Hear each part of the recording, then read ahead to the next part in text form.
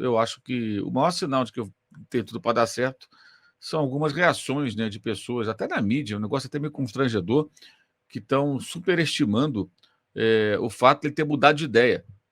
Ele exagerou nas palavras quando falou, pode me chamar de mentiroso e tudo. Não mudou de ideia.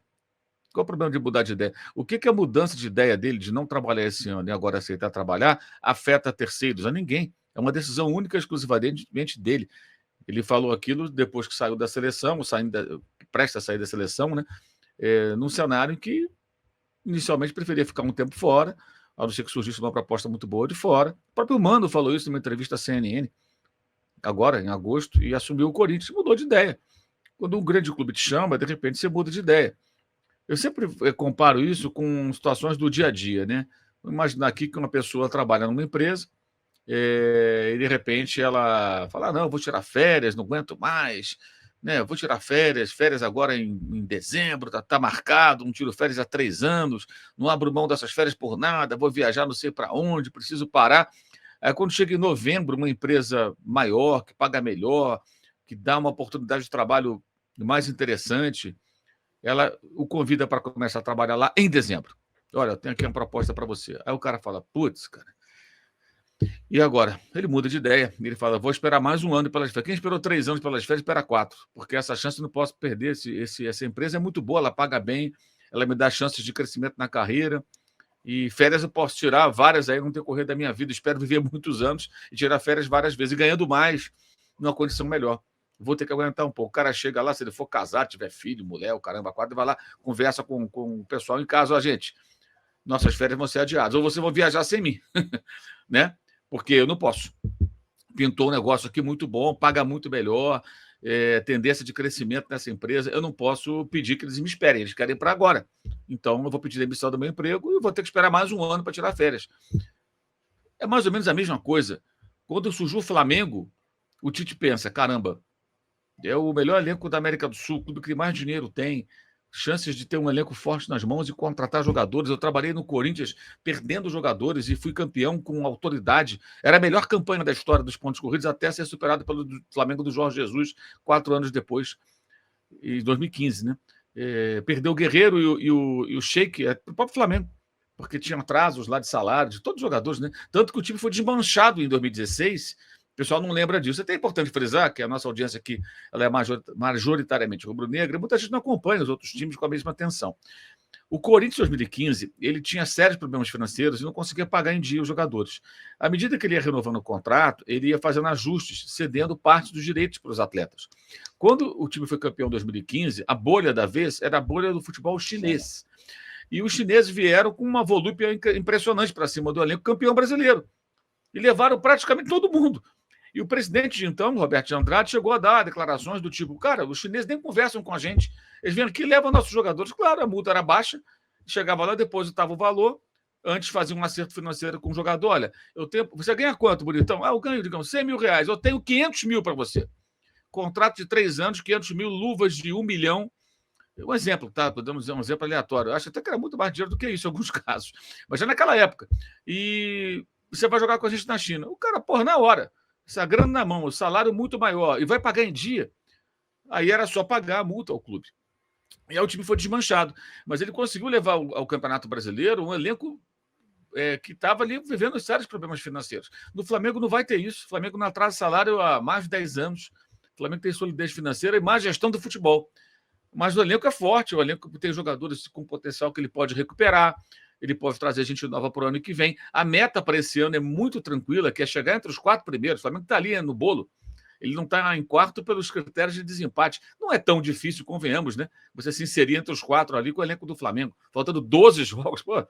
Aí ele ganha um jogo ou outro importante, a torcida já vai gostar do cara, começa a recuperar alguns jogadores em baixa.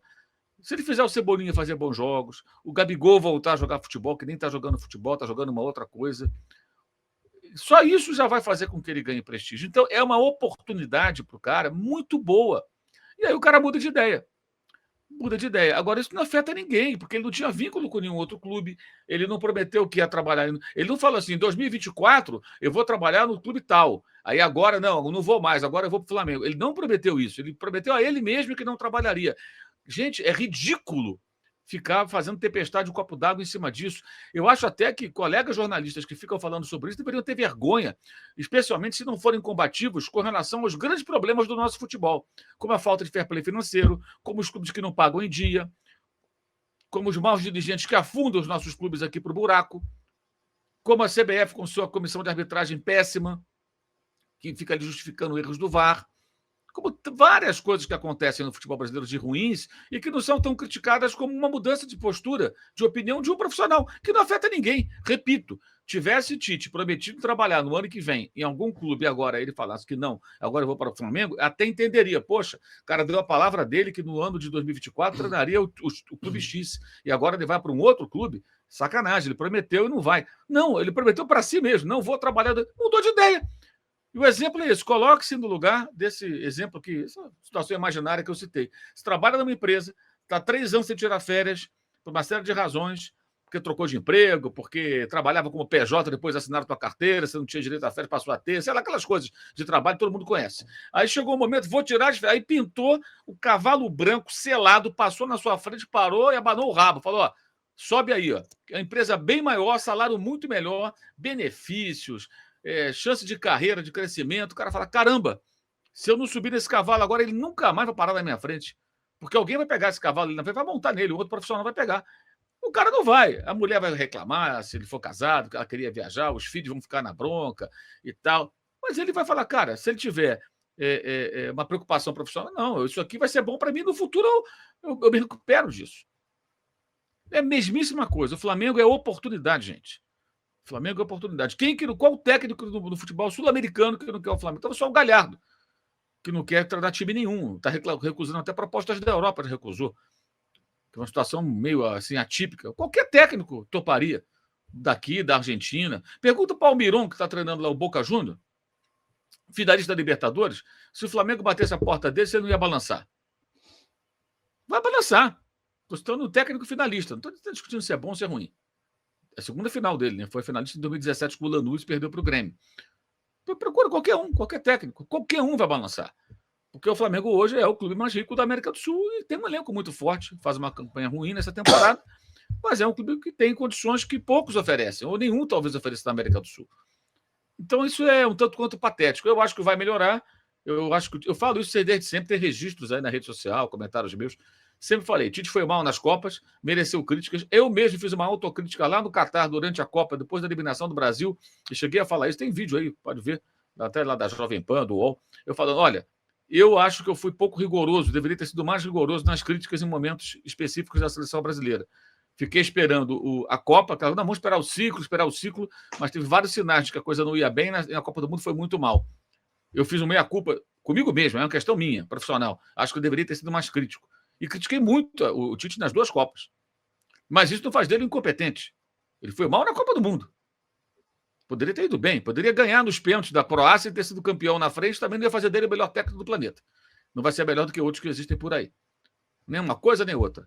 Agora, para um clube, ele tem tudo para ir bem. A grande dúvida é 7 anos sem treinar um clube de futebol. Mas tomando por base o cuidado que ele tem com o estudo, com o acompanhamento das coisas, a sua reinvenção em 2 ocasiões, especialmente em 2014, para assumir o time de 2015, ele, em tese, tem realmente todas as condições para fazer um trabalho muito bom no Flamengo. E que eu entendo que o primeiro passo é colocar o Flamengo na posição confortável para garantir a vaga na Libertadores, não pensar em título brasileiro, a não ser que o Flamengo consiga uma inesperada série de vitórias e o Botafogo.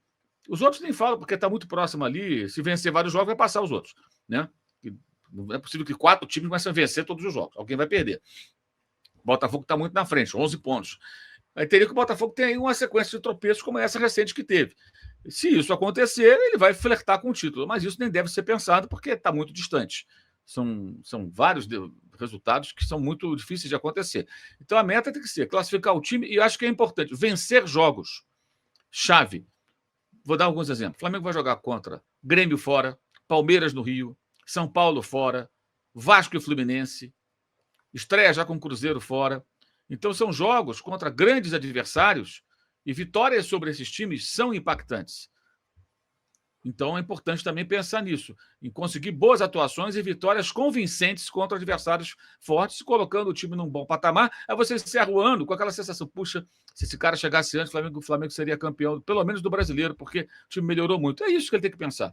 E aí, para o ano que vem, é muito tranquilo, né? Campeonato estadual, todo aquele começo, jogos com times mais fracos, dá para fazer muitas experiências, fazer mudanças de elenco, preparação física e técnica no começo do ano. Aí ele vai ter condições de fazer um trabalho realmente convincente. Agora, ele pegando agora, qual a vantagem que ele tem? Ele já vai entrar o ano que vem entendendo todo o funcionamento do clube, conhecendo o elenco, tendo já avaliado as características, pensando em como cada um pode ser aproveitado. Tem muita coisa que vai ser boa por ele assumir agora. Então, essa mudança de opinião dele é uma coisa que afeta só ele, bom para ele, acho que é bom para o clube. Era a única opção realmente boa que havia no mercado, trazer um técnico de fora para conhecer agora, no meio do campeonato, as coisas como são aqui no Brasil, seria um tanto quanto complexo. Então, acho que foi um bom acordo para todo mundo e eu acho que a expectativa é muito positiva. Muito positiva. Vejamos aí como as coisas vão se desenrolar.